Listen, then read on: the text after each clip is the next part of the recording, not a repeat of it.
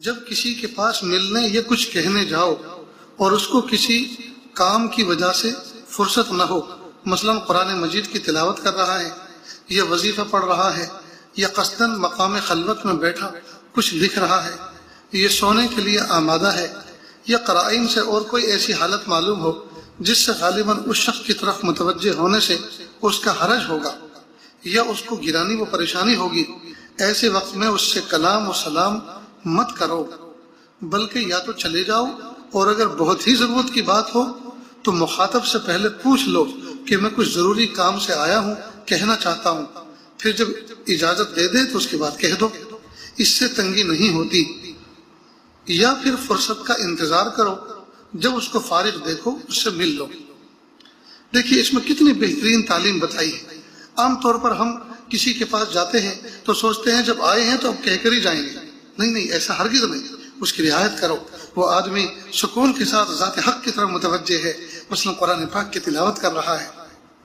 کتابوں میں لکھا ہے اور میں نے اپنے بڑوں سے سنا ہے کہ جو آدمی کتاب اللہ کی تلاوت کر رہا ہو اس کو اگر ہم اپنی طرف متوجہ کرتے ہیں تو دنیاوی بہت بڑا ضرر اور نقصان ہو سکتا ہے، اس لیے کہ وہ ذات حق کی طرف متوجہ ہے، اور ہم اللہ تعالیٰ کی طرف جو متوجہ ہے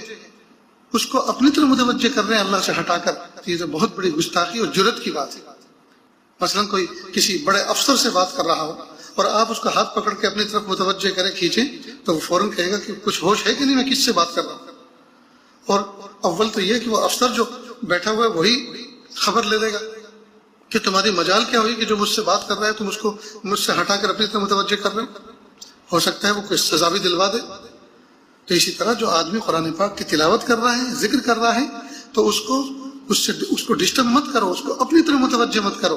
ہاں اگر کوئی شرعی عذر ہے، مثلا کوئی ڈوب رہا ہے، کوئی حادثہ ہونے جا رہا ہے، کوئی لڑائی ہو رہی ہے، آگ لگ رہی ہے، یا کوئی بہت ہی ضرورت کی چیز ہے ایسی کہ اگر نہیں کہے گا تو نقصان ہو جائے گا، تو ظاہر ہے کہ شریعت نے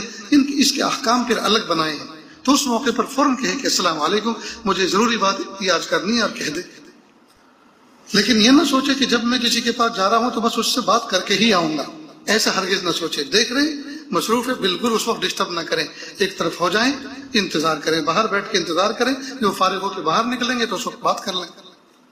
تو یہ تو بات سمجھ میں آ گئی کہ جو آدمی ذات حق کی طرف متوجہ ہو، وہ ذکر کر رہا ہو، تنہائی میں خلوت میں کچھ لکھ رہا ہو، تو اس کا مطلب یہ کہ اس کو اس وقت ڈسٹرب کرنا مناسب نہیں ہے، تو ایک طرف بیٹھے۔ لیکن ایک طرف بیٹھنا بھی اس طرح سے نہ ہو کہ آپ بیٹھے بیٹھے کھانستے رہیں ایک طرف تاکہ وہ بار بار دیکھے آپ کو، تو اس کا مطلب یہ کہ آپ نے تو اس کو پھر کھانس کر یا کھنکھار کے اس کو اپنی طرف ہی متوجہ کر لیا، بس اتنا ہوا کہ آپ اس تک گئے نہیں، البتہ جہاں آپ بیٹھے ہیں آپ نے اس کی توجہ کو وہاں اپنی طرف متوجہ کر لیا۔ تو یہ بات بھی بالکل ایسی غلط ہوئی جس طرح سے پہلی مرتبہ میں آپ پہلے اس کے پاس جا کر اس کو اپنی طرف متوجہ کرتے تو یہ بری بات تھی۔ اسی طرح سے آپ نے دور بیٹھ کر اس طرح سے کھانسا اور کھنکھارا کہ آپ نے ادھر بیٹھ کر اس کو متوجہ کر لیا کہ میں آپ کے انتظار میں ہوں، مجھے آپ سے بات کرنی ہے، تو یہ بھی اسی درجے میں ہے۔ لہذا اگر انتظاری کرنا ہے تو آڑ میں بیٹھو، دور بیٹھو تاکہ اس کو پتہ نہ چلے، ورنہ کئی مرتبہ آدمی دور بیٹھا رہتا ہے اور وہ کھانستا رہتا ہے، اور یہاں تک کہ جس سے ملنے کے لیے گیا ہے اس کو ڈسٹرب ہوتا رہتا ہے، مضمون میں خلل واقع ہوتا ہے، قرآن پاک پڑھ رہا ہے یا مطالعہ کر رہا ہے تو اس میں ڈسٹرب ہوتا ہے، توجہ اس کی بڑھ جاتی ہے۔